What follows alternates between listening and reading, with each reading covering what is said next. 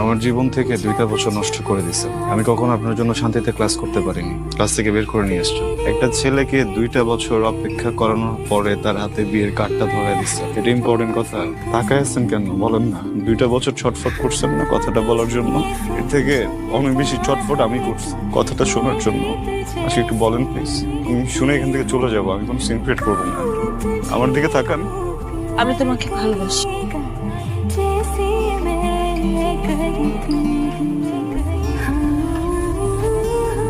Important কথা শুনলা, বুঝলা, এখন চলে যেতেছো। কি কথা বলো না কেন?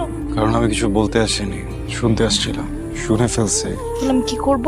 বিয়ে করবেন, সংসার করবেন।